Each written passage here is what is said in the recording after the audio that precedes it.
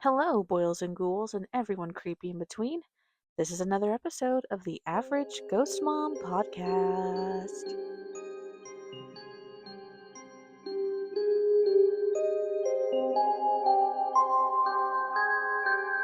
All right, so we are back on track for our regularly scheduled sessions: therapy session, counseling session, getting off your chest session, brushing that chip off your shoulder session, sleep session, being bored at home while you do dishes and you just need someone to talk to or listen to session. We're back. I'm back. It's all good, y'all. By the time this comes out, it'll just be after the family reunion, so I don't know. I'm trying to I have a plan on a pre-recording schedule, so hopefully I will start recording these a week or two in advance of when they come out. So the timeline of things will just be off by a week or two, is the goal. Just so you guys are aware. So when it just starts happening, when you're just like, what, why is she telling us this now? This happened like a couple weeks ago. You guys will be aware. Anyway, so today I I've got some things. I got some things, some parenting hacks. I I titled my notes mom hacks, but that was kind of jerky of me because I just really like labeled it from my own perspective, and not everybody is a mom out there in the world. So I also see this episode probably being a little shorter. I did a little bit of thinking, but not very much thinking. And also, I kind of need my phone right now to look at some stuff as I'm talking, and my child is currently FaceTiming my boyfriend.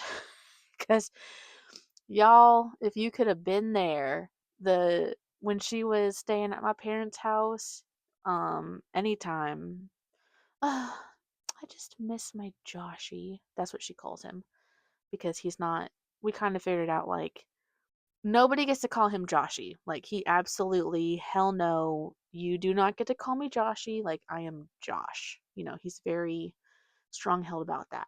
But because he's not daddy to Ava, he's Joshy. So, she's the only one that gets to call him Joshy. And I think maybe his mom. Don't quote me on that, though. Anyway, but the whole time, like that whole week we were there too, well, is Josh gonna come with us? Well, are we gonna eat with Josh? Is Josh gonna come over today? And it's like, okay, what about hello, the one that birthed you for a whole few hours? Um, I don't know. Am I just like chopped liver over here now? Is it all about? Is this the Josh show now? Apparently, she she loves him so much. Anyway,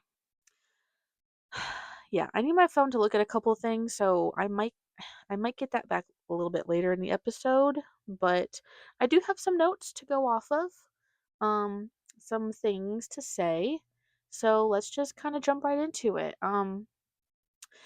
Let me also preface this by I only have one child.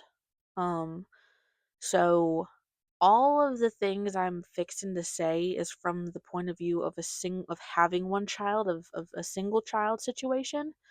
Um, Now I grew up in a two-child situation. It was me and my sister. So I can probably come up with some comments per that. But y'all, if you have more than one child, A, I don't know how well these are all going to work for you. Some things are going to work great for you, but other things I don't think is going to work great for you. But also, I want to hear what you have to say. Out of all of the topics that I talk about today, of these hacks, A, I want to know your thoughts and comments about some of the ones that I talk about, and I want to know about what you guys have. Even if you only have one child, and if there's something that I don't say, I want to hear what you have to say. Excuse me. I want to know, like, how do you guys keep your household so organized with one or four children, for example. Oh, there's my other slippers. that's irrelevant. Anyway, um, what are some things, also generationally speaking, because I have some um older generational parents that listen to my podcast. What was it like? What were things that you had to deal with growing up? Because like my generation, first of all, my generation, my personal generation, Gen X, no, Gen Z. My parents are Gen X, Gen Y. Oh no. Oh no. My parents might be Gen Y, and you know what? I can't think about all this right now. I'm a Gen Z, and we grew up with the quick upcoming of technology. You know, I am 3 months older than Google, for the record.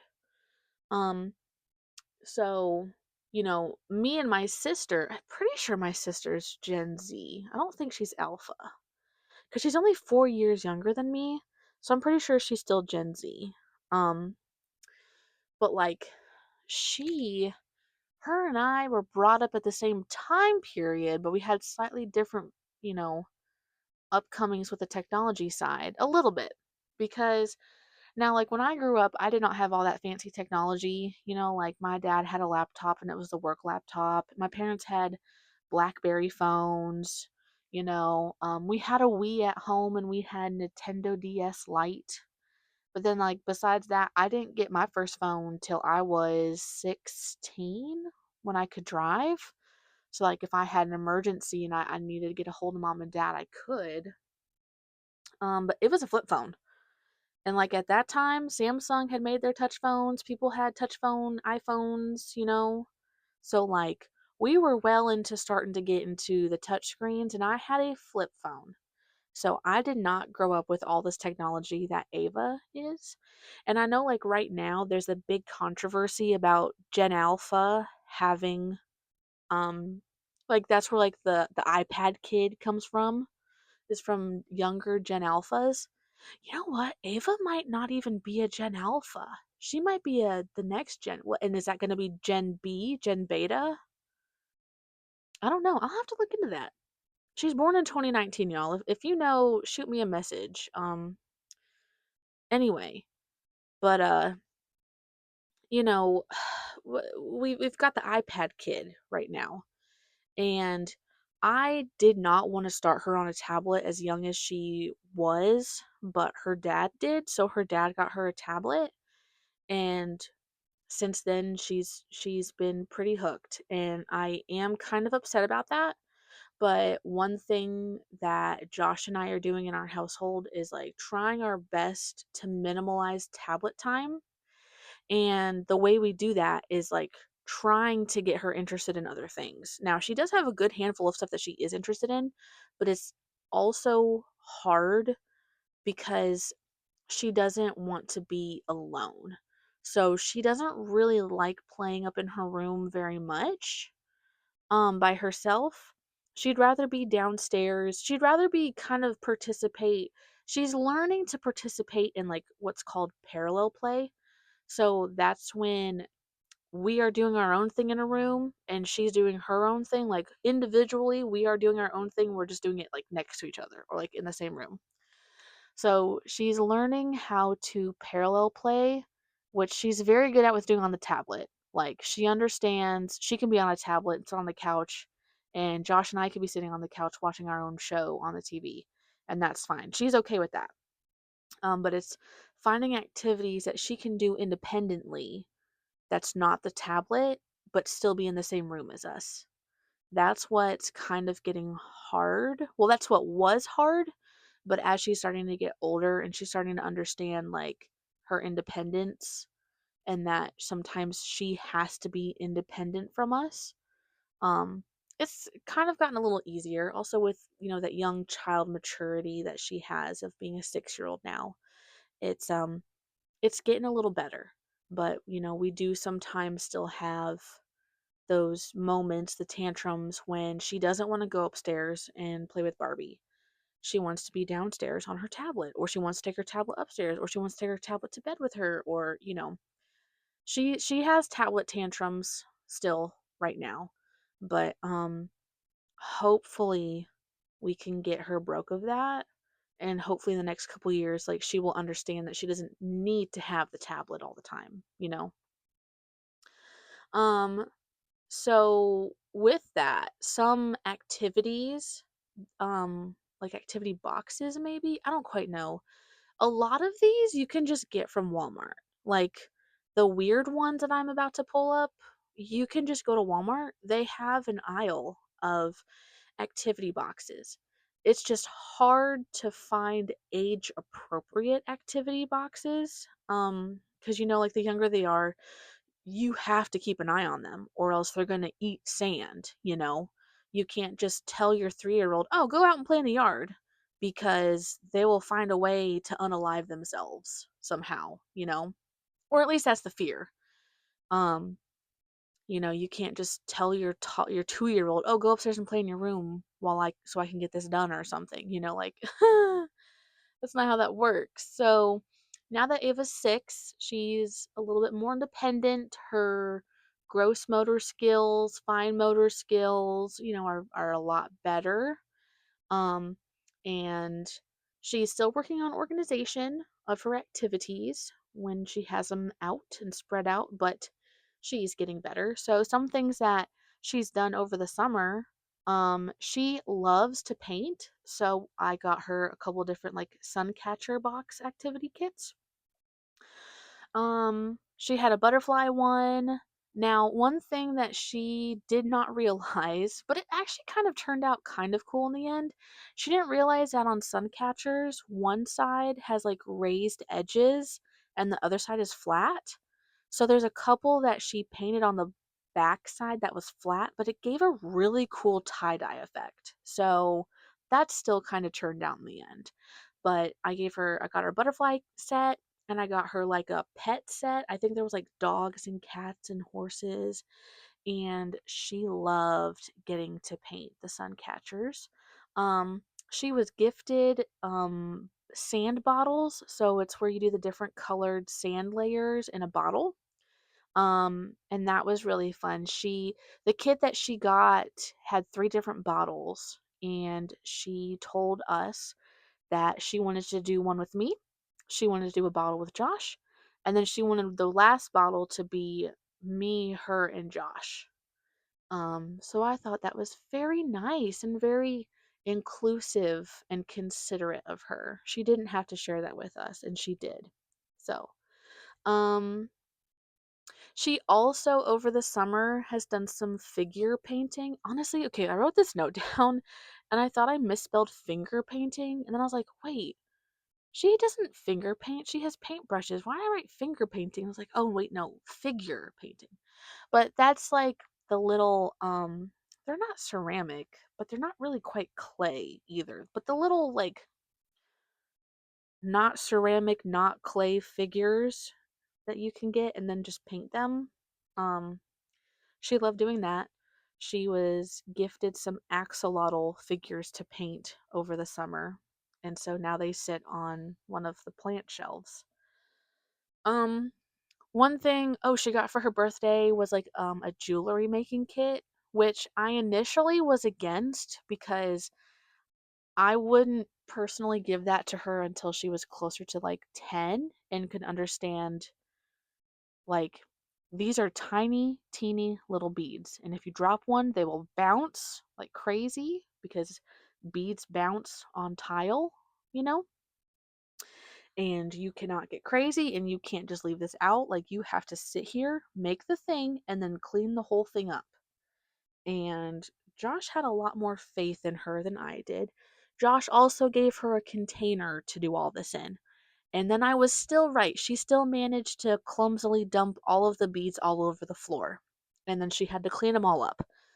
So that was interesting. But she did get to experiment with that. And every time we go down the activity aisle, she always asks about it. So maybe when she's 7, maybe for her next birthday, we'll get her like a larger bead kit. And Maybe we'll let her try again then. But for now, I'm done with beads. I will interrupt myself and say things that I don't get for my house. Slime. I no slime, please. Ever. Ever. Not until maybe she's like 16 and understands she has to be extremely careful with the slime. Because, Lord, slime ends up anywhere and it stays there. It's not coming out of whatever it's stuck in, you know? No slime, no glitter. Oh my gosh, absolutely no glitter. Y'all, we had a Christmas tree. This was the last Christmas was our first Christmas together, and he had a tree and it had fake glitter snow on it. And I had done such a good job for the past seven, six, five, 5.5 Christmases, years of having a child and keeping glitter out of my vicinity. Oh, I have done such a good job. And then I'm putting up all the Christmas trees and I unbox the big 7.5 foot Christmas tree. And this is gonna be the big family tree that gets all the family ornaments. And we put the presents under this one, and it's gonna be the grandio in the house. And I open it, poof, glitter. And I said, "Oh my goodness." Well, I don't have any other grandiose tree. All the other trees are not as grandiose as this one, and I don't have the money to go get a new tree, so I'm just going to have to suck it up this year. And I got out this Christmas tree and I put it up, and there was so much glitter. And I'm the kind of person I like to celebrate for the whole month. If I put up decorations, it's going to be there for the whole month, not just for a week. I put all this effort and time and capacity of my brain into decorating everything. It's going to be up for a while. Okay? Um we decorate the day after Thanksgiving. Okay? That's what we do in my household. I don't decorate for Christmas after Halloween.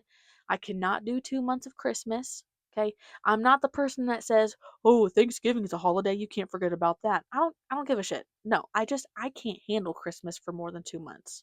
Okay? Not in my Halloween house. Anyway, glitter everywhere. And the only place that is carpeted in my house is the stairs. And the Christmas tree is right next to the stairs because that's just where it fits best. So anytime Ava would walk past on her way up to her room, she tracks glitter. And I had glitter in my carpeted stairs for months afterwards. Oh my gosh. I was finding glitter in places I didn't know the glitter had got to for months afterwards. I have no more glitter in my house that I have seen now from said Christmas tree now that we're 6 months later. But it stayed there for a while. And next year that tree is going to go up outside. It's going to go up on my porch outside. It's not going to be inside. It's going to be outside. I got a new Christmas tree. Big Lots was is closing, and I managed to snag one of their 7.5 foot, well, it might only be 7 feet, but still a big tree with no glitter, pre-lit for like half off. And it's like a $300 $400 tree. And I got it half off. Or maybe more. I don't know. It was $100. It was a steal of a deal. That's all I'm gonna say. And so that will be the tree that goes inside and is the grandiose tree. Is the main to fame Christmas tree in the house next year. Anyway, so yeah, any activity for my child with glitter? Hell no. Mm-mm. No, ma'am. And I said slime, that's a no-go. And for a very long time, I've also said no Play-Doh. However, a few months ago, not for her birthday, like a few months before that even, she was gifted a Barbie set for like a spa day Barbie set. And part of the spa day is Barbie gets to make her own face masks, and those are made out of Play Doh. It's like a stamp machine, kind of. And I said, okay, if you can make sure the Play Doh ends up in the Play Doh bins every single time, and you don't let it dry out, and it doesn't end up in the carpet or on your hair, that is fine. And she did a fantastic job, and it was not her fault why I am still finding little pink pebbles of Play Doh around the house. We had some guests over in the past few months, and the guests don't know all the house rules, and so the guests got into that and spread it around. So she will not be allowed to have Play-Doh in her room, but I will, now that she is 6 and she understands Play-Doh gets dried out, and she understands maybe she doesn't want to always mix her Play-Dohs together, I'll probably allow to start getting Play-Doh now, honestly. Heck, I might even go stop by and get her some Play-Doh when I pick her up tomorrow. Anyway, I've always said no Play-Doh because like, the younger they are, it ends up in your hair and you eat it and it's not good. It ends up in the carpet, just like slime, you know? And it's just a mess. But I can probably let that one go.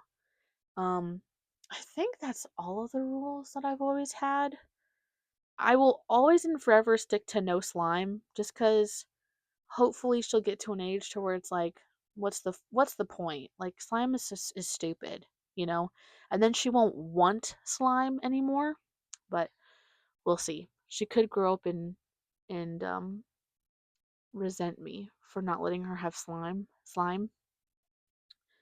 Anyway, what other thing? Oh, I bought her a bug catcher. So it's like a little terrarium kind of thing. And it comes with a little net and some tweezers and a magnifying glass and a little bug catcher thingamajig. And she loved that. So that's a fun activity that she can go outside with. I will say it's getting to be the hotter months and the humid months, and so going out during the middle of the day is not quite fun. But like at the end of the day when the lightning bugs are coming out, oh yeah, that's fun. Um, Chalk is always a big one. When she was younger, I didn't allow her to have chalk just because she would put that in her mouth and that's just icky. And I mean, also when she was younger, though, we didn't have a place for her to do chalk either. Because when she was younger but old enough to hold chalk and understand to color with chalk, we lived in trailers and there was no big cement pad. It was just a gravel road with gravel driveways. So she didn't have the place for chalk then, but now that like we're in a house, um, we've got her chalk and she knows not to put it in her mouth and she knows it does not get colored inside and she knows she has to bring it in or else the rain is going to get to it. So, and she's had enough experiences with the rain ruining her chalk. She knows now. So, chalk is one that's fun to just let them go at it. Got color books galore. Color books galore. For a very long time, I said no markers. She could have crayons. So we started with crayons. She has colored on the walls a couple times when she was really, really young, but she doesn't do that anymore. Not that I'm aware of, but we also keep crayons on the desk, and she only colors at the desk. So that might be part of it too. But hopefully she's grown out of coloring on the walls. Um, from there, we have got her markers. And I was really worried about markers because markers are easier to go on skin. But she's been uh she's been pretty good about markers are on the paper only. So I think she understands that concept. From there we've gone up to she loves the multicolor pens. So it's like the one single pen and it's got the little clickers on the top and you push down if you want purple ink, you push down the purple ink one and you can color with and then you pops back up and you can click if you want blue ink, you can push down the blue ink one. She loves having one device that does multiple colors. She loves that. Um, we have gone up to just regular pens, regular colored pens. She likes to color with pens, which is kind of a weird decision in my opinion to enjoy coloring with pens, but it's also not my activity, it's hers. We've got up to paint. So she has water paint and she's done like the sun catchers paint and now she has dabbled a little bit with like acrylic paint on little like wooden cutouts. Um and I'm pretty sure the paint on those like little ceramic figurines is probably also acrylic. So she's dabbled with a couple different kinds of paint. Um she loves to paint. Oh my gosh, she loves to paint.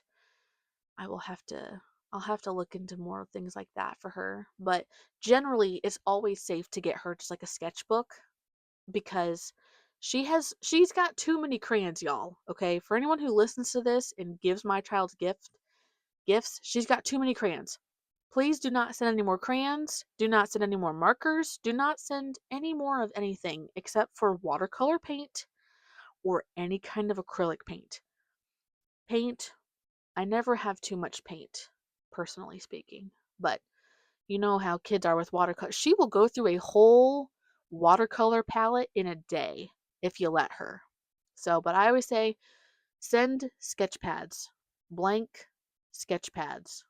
She'll go through it. She has such a creative imagination, and that's another reason why I'm trying to like pull her back from the tablet, because although yes, some people argue, well, these days you can't just send your kids outside to come home when the lights come on because there's all those people out there, people will be people in it and grab kids, you don't want your kid kidnapped. And so I understand parents these days don't have an easier way to occupy your children that doesn't involve you doing the occupying also. So it's easier to just sit them in front of the TV and watch something, or to give them a tablet to watch something so that way you can actually get stuff done. I totally get that. But equally at the same time, I I do believe that the tablets don't quote unquote rot their brain. That's not how that works, but depending on the shows that they get on, it affects their attention span, because Coco Melon has had the study done where, because they transition their not their screens, but like the picture that's on the screen, it transitions to a new picture too frequently, and so it doesn't teach their brains to have a certain attention span and focus on it. So, PSA, don't let your kids watch Coco Melon, please. Um, but there's other things out there that are so much better for them to watch. If you absolutely have to resort to giving your kid a tablet to watch some TV so that way you can get stuff done, like cooking, like the basic needs of cooking and doing a couple house chores like laundry or cleaning up a mess. I get it. No, I'm behind. Get your kid out of your hair so you can A, stay sane, B, get anything done. Anything that's important to the living and the well-being of your household. I'm behind that. I'm just going to say limit, screen time the best that you can. And every day that's going to look different, you know. Especially because most households are two-parent working households. Just do what you can, okay? You can correct things later in life. That's what I'm doing right now. Teaching her that she doesn't need all that tablet time, you know, which will transition into another, topic of my parenting hacks to a sense. But let me get through this activity stuff, okay? Um, since we're on tablet, we do have some tablet activities. That's not just video watching, it's like educational things. We got her some stuff for Christmas. There's 3 apps that we have. One of them is a globe app. So she has like a physical globe, and it's a regular looking globe, but it's got different kind of mini QR codes on it, and she can scan them and it will tell her different things about the country or the ocean or the animals that live there or the culture that's there. So just some fun, that's a fun educational activity that she's looking to have her tablet for. There's also a doctor activity. So it's a doctor's kit, but it's a 2D, basically, doctor kit. Well, no, it is 3D, but it's like cut in half 3D. So there's like a syringe, and there's like a magnifying glass, and there's like tweezers and scissors and like a stethoscope, and it's like a 3D of all of that, but then you cut them in half, and the backside has a specific set of bumps that's in a specific pattern that the app recognizes. Oh, when you put this down on the screen, oh, these bumps in this order tells the app, oh, this is the syringe. And so they can interact with patients on the app using their physical tools, and they have lots of adventures on the app of helping different kinds of patients. Like I think one of them is like a vet's office, so you can help animals. One of them is a doctor's office, so you can help people. And I don't remember what the third one is. And then we also got her like a spelling tool too. So she rolls out the mat, she puts her tablet on it, and it's going through and reading, and you have to like use the letter chips and put them in the right order. And the mat has a special bar that you put the chips on, and it recognizes the the the special chips because the chips have different, like, I don't know. It's got different like things on the bottom, so when it puts on, it says, "Oh, this combination of these little clicks on here tells us it's this letter or whatever." So,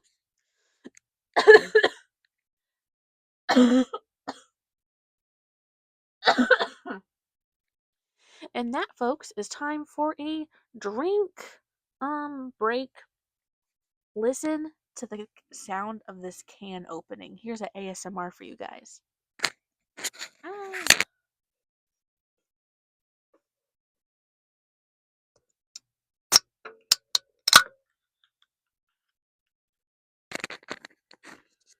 I have no idea how that sounded for you guys, and I'm not going to be able to go back and review this before I post it. Um, but by the looks on my computer, that was pretty loud. So, I'm so sorry if you're listening to this in your car or something, or like with your headphones, and you just got a loud right in your ear. I'm so sorry. Hold on. I need to take a drink though.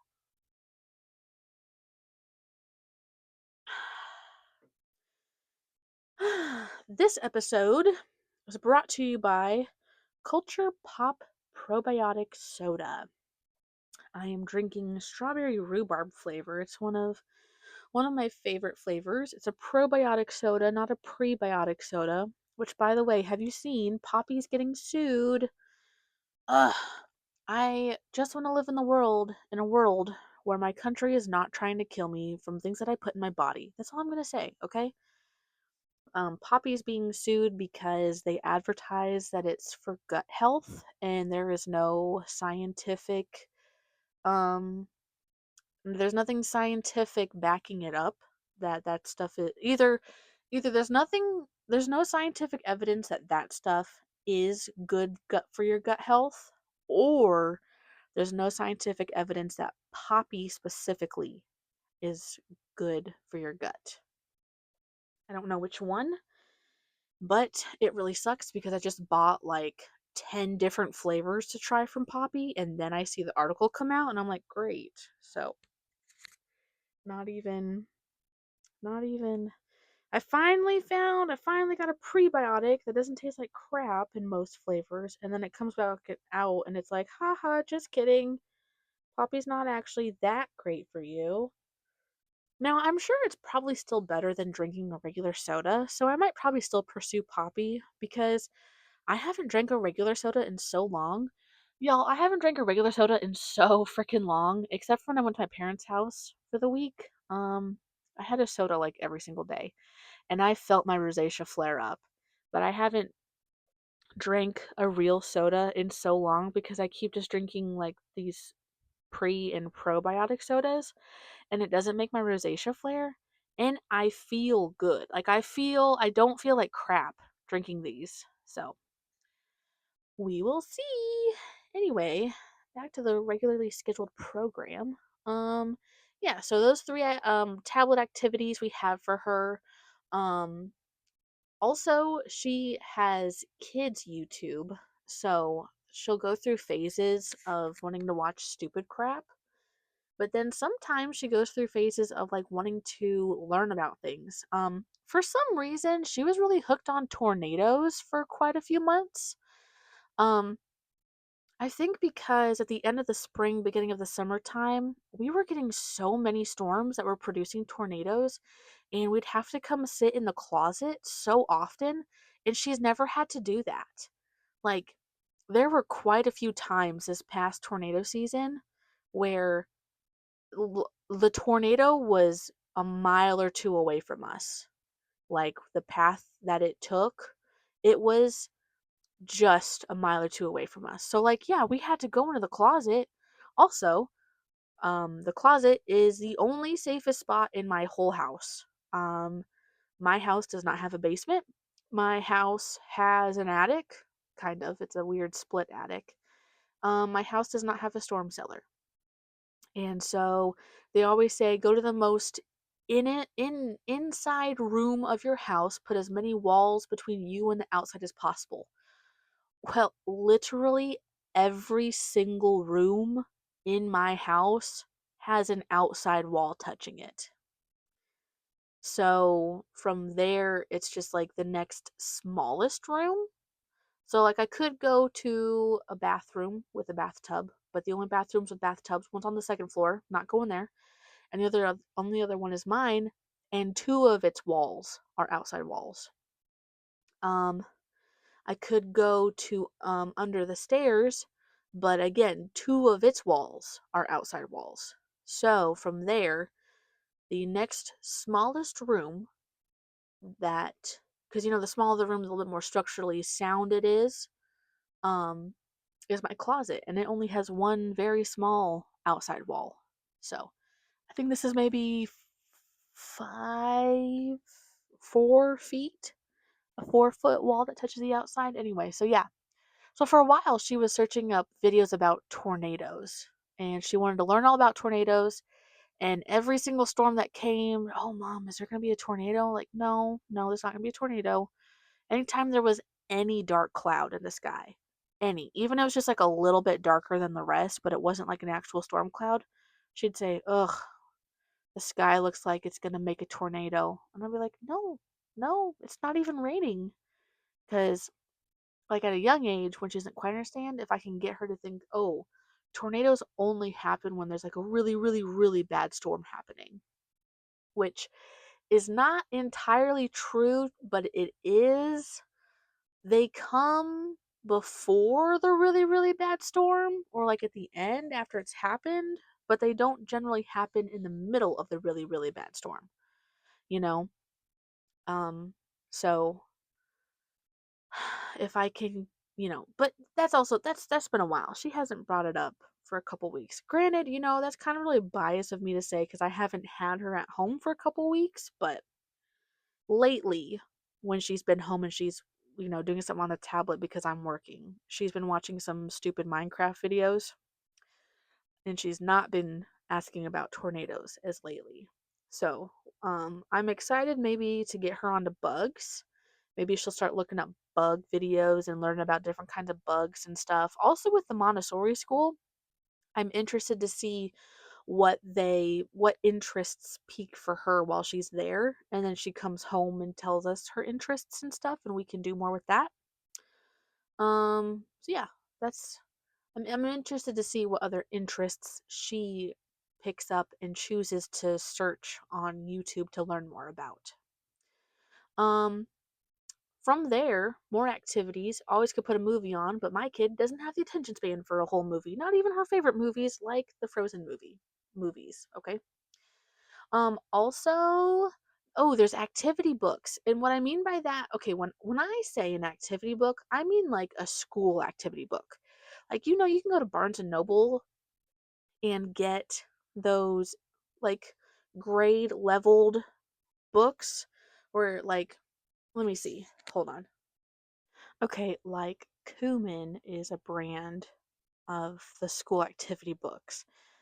But like I got a kindergarten one for Ava, um, and it just works on numbers and alphabet and a little bit of math, but really like practicing writing and colors. Um, so it's an activity. It's a school activity book, but especially for the younger kids, it doesn't feel like a learning activity book. It just feels like an activity book. So it was easy to give that to her and have her work on stuff. And that does take a little bit of monitoring because obviously she can't read. Like she couldn't read yet. So like you give her something and she's like, "Okay, what do I do with it?" And you have to like kind of direct her, but the pages generally are long enough or there's enough that you do the repetition of like the letters because there's a whole page dedicated to writing capitals and a whole page dedicating writing lowercase, and then there was an activity. And then it does that for every letter. And there's 26 letters, y'all. So once they figure out the pattern of how to do this chapter of the book, you can kind of just set them off to do their own thing, you know? And there's like only like 5 different kinds of activities before the chapter starts of that has to pertain to that letter. So she kind of picked up, oh, when the puzzle looks like this, I'm supposed to do that. And when the puzzle looks like this, I'm supposed to do that. And she thinks it's just a fun activity. So that's like a sneaky way of like getting in, hey, how about you learn some stuff while you do some things, you know? Um, she also has taken a liking to painting nails. Um, and she will not be good at this for quite some time. She is not good at painting inside the lines. So if your children are at an age where you're kind of just like, yeah, it's going to happen. If you can just get over the fact that your whole toe is going to be that color for a little bit, then I say let them paint your toes while you work. You know, like I sit down at my desk and work, so she can sit under my desk and paint my toenails. Um, Definitely always put a towel down and then make sure you put your toe, not toe splitters, but like the separators on. You know, that'll kind of help. Um, another activity that's fantastic is chores. And if you can, combine that with allowance. Okay. So I'm in a place now where chores can equal allowance. And so that's what we have started doing. Um, and I've just kind of made it an easy flat rate. Every chore she does is a quarter. Um, rather than, oh, this chore is a nickel and this chore is a dime, yada yada. It's just easier if just like a flat rate, everything you do is worth a quarter. Um, she doesn't have very many chores because one thing with chores is you have to account obviously for their age, for their height, for their maturity level, but then also like how much time in the day do they have, you know? So I've had to revamp her chore chart quite a few times to try and figure out what works best for us.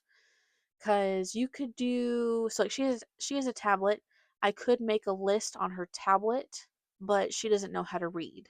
Well, okay. She is learning how to read. So some words she does know and some words she doesn't know. And she'll get better and eventually we could turn to that. But I know at one point I just had a list on my phone. I know at one point I was printing out a list and we could cross them off if she did things.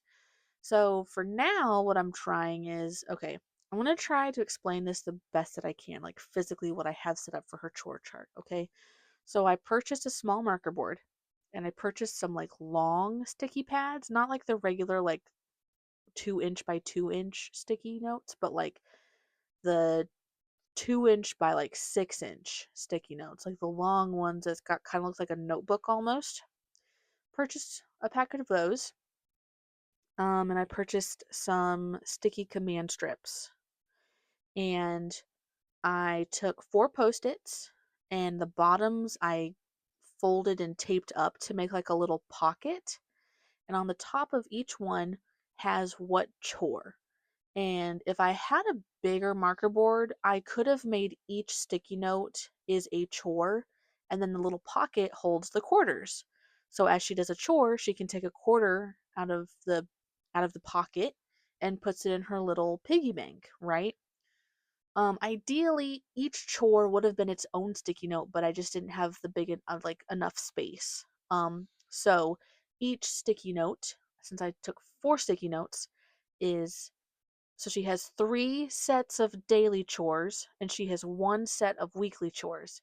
So the first set of daily chores is like stuff that she has to have done or can do before she goes to school, or things that I expect to be done before she goes to school because um she gets dropped off at school between 7:45 and 8 a.m.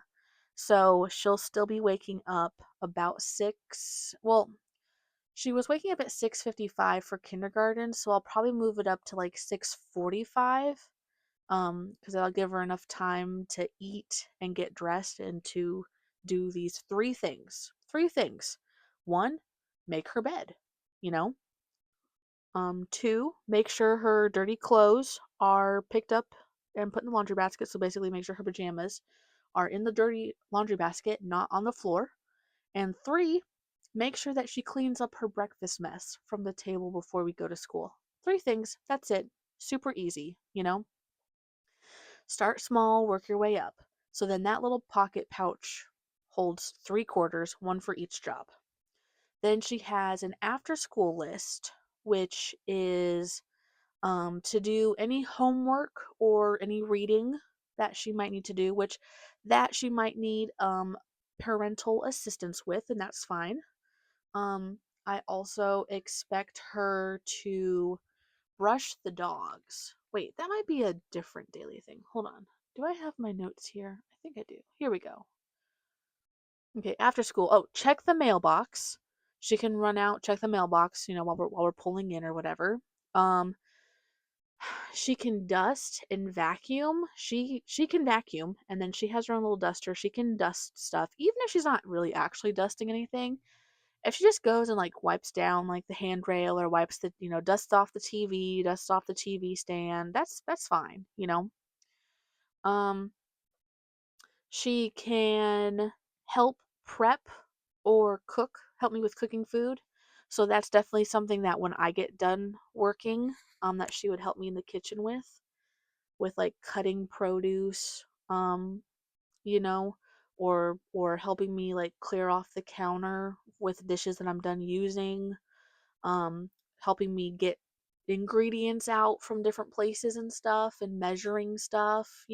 So there's things I want to get her more involved with the cooking part now, just because I feel like that's just a very good aspect. I let her make her own peanut butter jelly sandwich the other day. I just had to help her get all of the stuff to make it, but she got it all. Um, she made her own peanut butter jelly sandwich. So I was very proud of her for that. She also weekly. That's part of the weekly. She has 2 chores to do with the dogs, and those can be at any point, but I want her to feed the dogs. So she can either feed the dogs breakfast in the morning, or she can feed them dinner after school, or she can do both. And then I want her to brush the dogs, because y'all, I tell you what, I've told you this time and time before. These dogs shed like crazy. So if she can take them outside and brush them down a little bit every day, y'all, that would help so much. And then for her weekly chores, she has to help me water the plants once a week. Um, Once a week is laundry day, so she has to bring her clothes down and then I'll wash them during the day. And then she has to bring them back up and put them away. Um, I would like for her to help me put groceries away because I think that this would help kind of instill like a sense of organization in the kitchen for her if she sees how I organize. And heck, when she's older, she might have some ideas on like, oh, hey, well, have you thought of organizing it like this instead? And then I also want her to help me with prepping her lunches because now that she goes to a private school, they don't provide lunches. They don't have a cafeteria. We provide lunches. So I want her to pick out what she wants to eat. This school also doesn't allow for peanut butter to be brought, which is fine. That's not an issue. So I'm going to have to get creative about what other things because as a kindergartner, it was so easy just to send her with a peanut butter jelly sandwich. And like the public school didn't care, or if either they didn't care because nobody had a peanut butter allergy that year, or they just didn't know that I was sending a peanut butter jelly sandwich. But they never said anything to me about it. But this school is like just they're out the door, out the gate. They're like, no, just no peanut butter, y'all. Okay, we don't even want to mess with that stuff. So she this year is going to really have a hand in taking control of what she eats for lunch. She goes through bread phases. Like sometimes she just does not want to eat the bread on like hamburgers, hot dogs, sandwiches, pizza, whatever. And other times she's cool with it. So, the only requirements that they kind of really like were gung ho about in the handbook for the new school was like you have to have fruit and vegetable, you have to have protein, you have to have carbohydrates. Like let's make this as healthy as possible. And so this also gives me the opportunity. It gives me the opportunity to do some research about healthy lunches. It gives me the opportunity on creative lunches, like, okay, let's not eat the same thing every day like I did for kindergarten. Like, what are some other options that we can throw in? It gives her the opportunity to learn about healthy nutrition with her lunches, and it gives her the opportunity of I give her the freedom of creativity with her lunches. So she'll be able to pick and choose what fruits and vegetables and carbohydrates and proteins she wants in her lunch. So she could go grill dinner the whole time for all I care. As long as it hits the right food groups of what it's supposed to, I don't care what she's eating. She's meeting the requirements of a healthy lunch. And like it gives her also not only creative freedom of what she puts in her lunches, but it just gives her that sense of a responsibility. Like she has a responsibility of feeding herself, but it gosh, what is the word that I'm trying to think of? And it might be freedom with, she gets to make the mature decisions. She gets to make the decisions about what she eats. She has total control, most almost total control, because like she can't just have peanut butter jelly sandwiches, obviously for lunch, but she gets to make the decisions about what she eats for lunch and what she chooses to put in her body. So I'm really, really excited to have that and to help her grow. And also, like, there's opportunity to try new things as well, too. Like, I have to, you know, I'll have to talk to her dad and figure out kind of a more steady, now that we've been in our situation for a while now, um, we'll have like, I think we can make a more steady decision about how we split our time with her, because that going back to, you have to be considerate of the time that your child has. You still need to let them be a child too. You want them to learn responsibility and to learn to contribute to the family unit, but they are still a child. So you have to respect them and give them the space to be a child, you know? So that's why she doesn't have very many chores. She has a couple that are, yeah, I totally see she can do that. She can help with put away dishes too if she wants to, but like a lot of things are up high. She puts silverware away, she can reach that. She can put some of the cooking utensils away, but like all the pots and pans generally are kind of too heavy for her. Plates and bowls, those are up top and she can't reach that. Cups up top, so she can't reach that. So there's not too much with dishes just due to a height restriction that she can't really help with. So that's why, although helping put dishes away is an age appropriate chore for her, I'm not going to push that on her either. Um,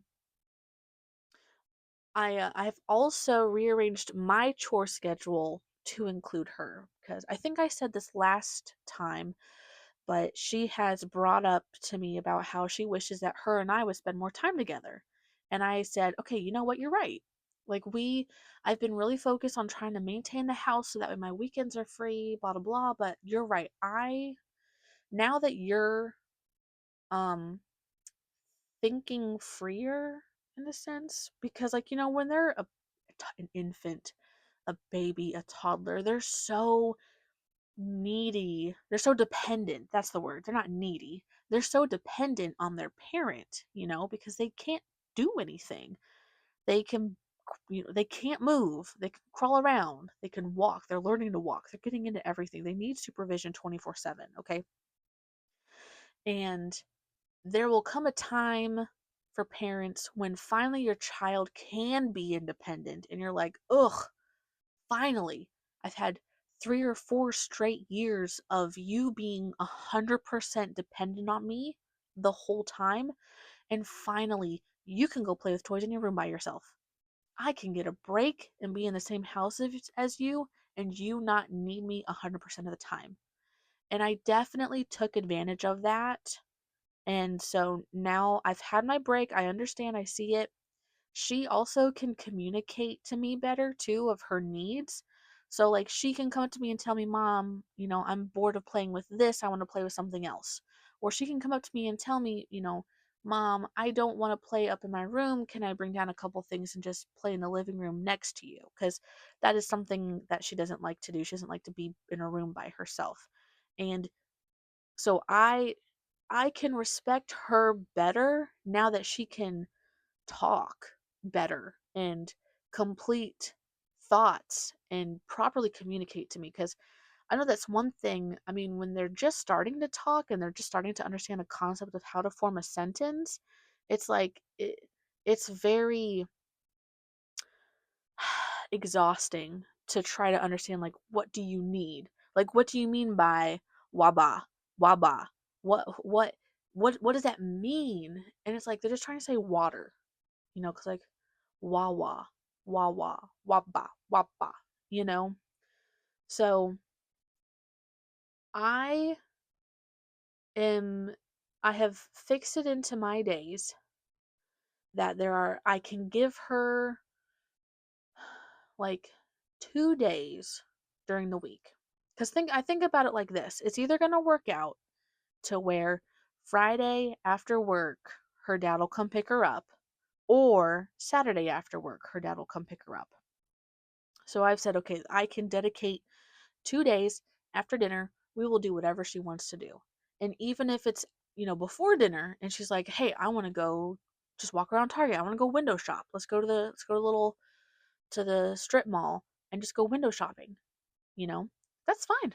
Babe, you're on your own for dinner. We've got enough in the freezer. You can heat something up, or you can grab something on the way home, or you can order DoorDash.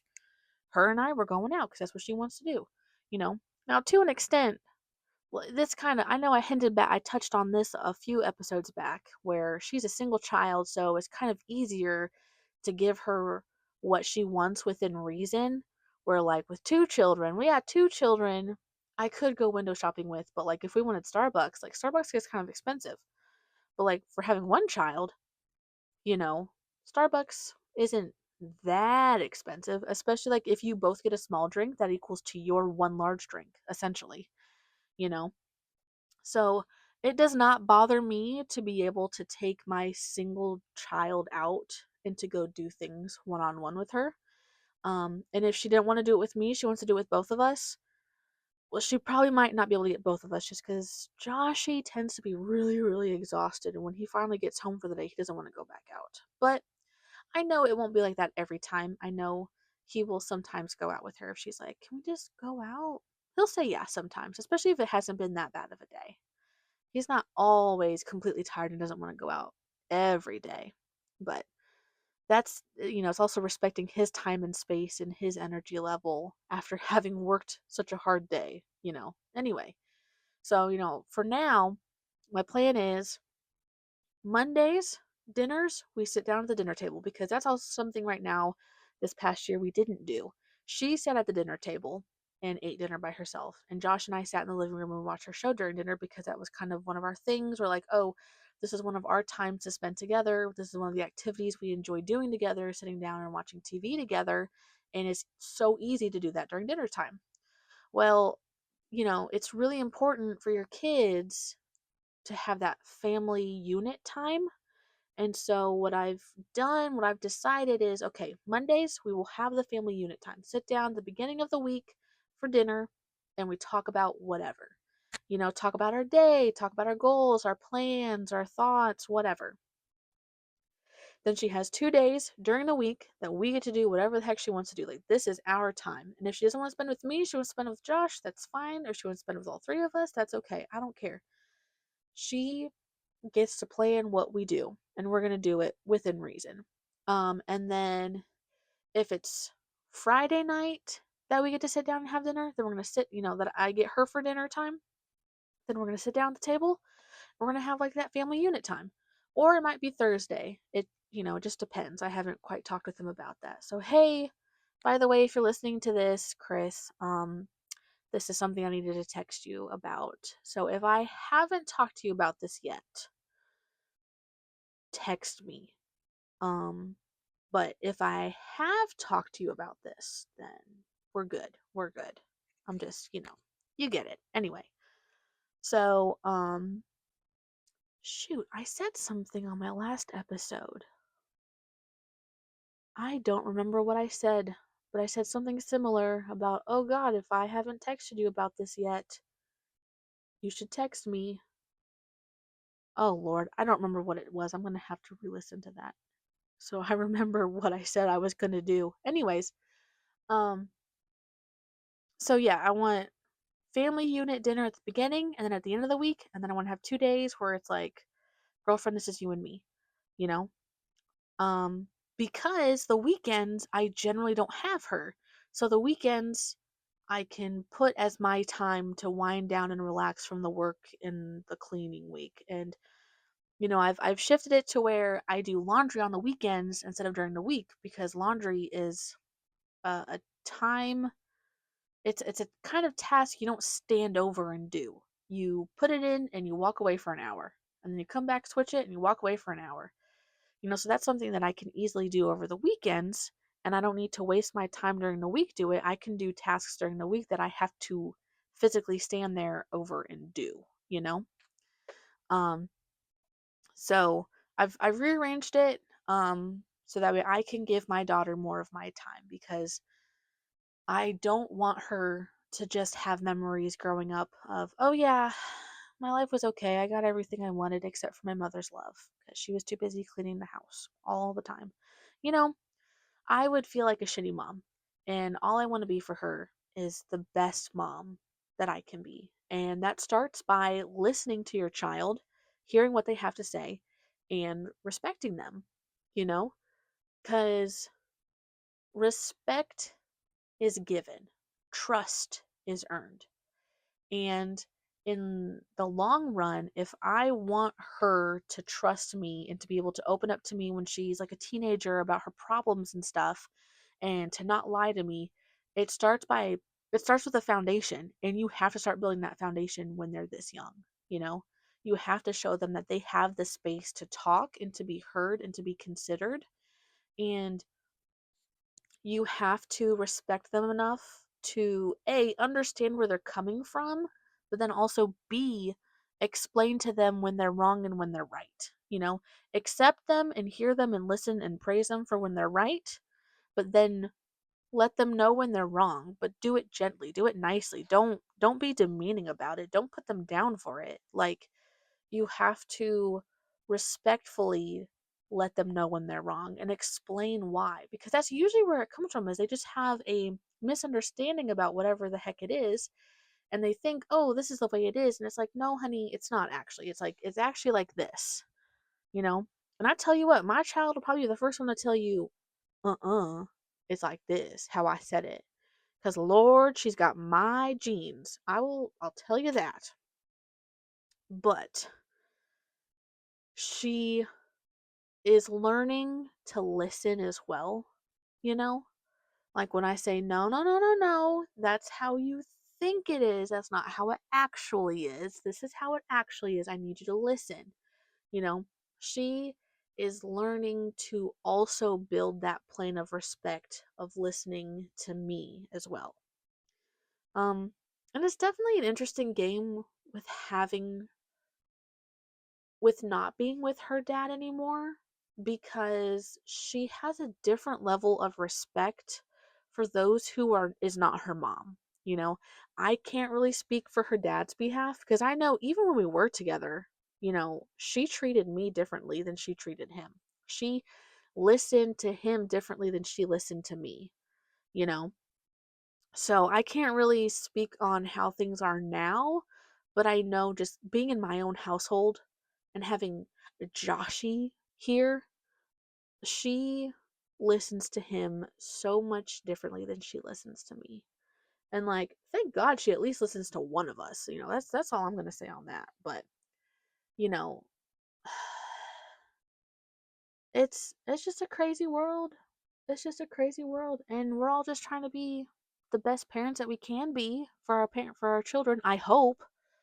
I know there's some really shitty parents out there, y'all. I listen to murder podcasts. I hear about those shitty parents, and I say, yeah, I don't want to be like that.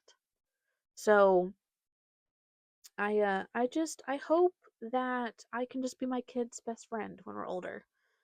So but that starts with the foundation now, you know. But Anyway, this ended up being a whole episode. I was really worried that this was only going to be like 15, 20 minutes, but I should have known better because I just, I yap a lot.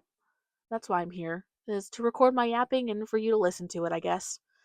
But, yeah, so these are just some mom hacks. I mean, I didn't even get into some of these chores and stuff because girl, you can Pinterest anything, okay? I Pinterest so many different physical allowance organization ideas, and there's ideas for like Monopoly money, and there's cork boards, and there's chip clips, and it's like, yeah, well, some of this, I am doing quarters over paper money, so this would work. This idea works fantastic for paper money. It would not work for metal coins. So it was kind of hard to find something I was kind of looking for as far as like physically, how do I visually organize what I'm trying to do? Because it was not working having a digital list and then trying to remember to put a coin in her piggy bank all the time. This is much easier having this out physically on a board because I'm a very out of sight, out of mind person. And so, if I don't visually have something to touch on the wall, it's not going to get done. You know, it's already taking me so much to keep up with my cleaning list and stuff because that is a digital list.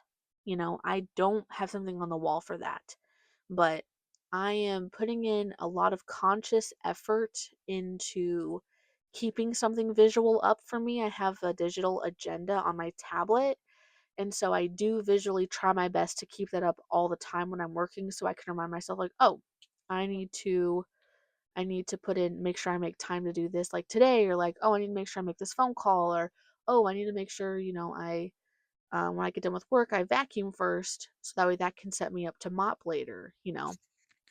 So it's a lot to make a new, um, what's the word? What's the word? Abstract is not the word. A new, not a chore, but it is a chore. A new habit. There's the word. It's very hard to make a new habit when you have to really work at it. So we'll see how that goes. So far, it's been good. So far, my foyer a week later still smells like the mop solution that I use. So anyway, those are just some parenting hacks. Just a list of activities to keep your kids off the tablets the best that they can. Of course, like I said, this is just an activity list for my single child who is 6 years old. This list is not going to work for every household depending on how many kids or their ages. But for those who have experience in all of this, or who has a whole Pinterest board of activities for your various children of various ages, send it to me. Not the board, but send me an email with like a list because, girl, my child's only getting older from here. I'm going to need to get some more age appropriate activities for her as she gets older. So send them my way and I would love to share them with everybody else. Um, and I want to hear your opinions about the chores that I have for her too, as well. Like, do you think the amount that I have is good? Do you think the kind that I have are good? What would you take off? What would you add? What do you do in your house? What is your house situation of number of kids and their ages, and what do you have them doing? Because you know, I feel like putting her clothes away can kind of be a challenge for her, but it's also in lieu of like, yes, you give her chores that are age appropriate for her, but then you also try and give her one or two that are like a little bit meant for bigger kids, so that way she can still be progressing. So when so you give her like a slightly challenging task to keep her progression going and learning and stuff. So tell me what you guys do. Tell me what you think. I am super interested in hearing from other people and their experiences with trying to keep children entertained since we can't send them outside anymore like how we used to. Girl, when I was like 10 and my sister would have been 6. So, nope, let me scratch that. I would have been more like 12, 13, and she would have been more like 8, 9, 10. Okay. We we would just get on our bikes and we would just ride around the block. That's it. That we would do that for hours. We just race each other around the block, we'd ride through the alley, and our parents didn't care because we knew everybody on the block, you know, and we were only staying only on our block. We didn't cross the street or nothing. And we could just ride our bikes for as long as we wanted to. We just had to let our parents know, like, hey, I'm gonna go out and ride my bike, but they didn't care however long we were out there for. I mean, there was not any serial killer in the small town that I grew up in, but people are crazy. People just grab kids in broad daylight out of their front yards. And that is psycho and scary. I mean, I am fortunate enough that we have a 6 and 10 foot privacy fence, around our backyard. So I can just send my child out in the backyard. Um, but we don't have any shade in our backyard, so it's not really ideal for her to go out there for long periods of time to, be a kid outside. But she does try and go outside when she can with like her bug catcher and her chalk and stuff. So and I need to find a sprinkler thing and hook it up for her too, because she loves a sprinkler. But yeah, I mean, it's the world's a crazy place, y'all, and we are just trying to keep our kids alive. That is our main goal as parents, is to keep them alive, get them to adulthood, you know, and then they're off for the races of death, basically after that. Wow, I don't know. I don't think I should have said that. We're not racing to death. We're not. Nah, I don't know. Can we just reverse rewind, scratch that? Don't. I didn't say that. Anyway, they leave the nest to go do their thing and to restart the cycle of life, maybe if they ever wanted to. Ugh. Anyways, I need to stop talking because there's a lot of stuff coming out my mouth right now that probably shouldn't be. Um, so I'm gonna go. I'm gonna go, and I'll see y'all next weekend. Right? All right. Love you guys. Bye.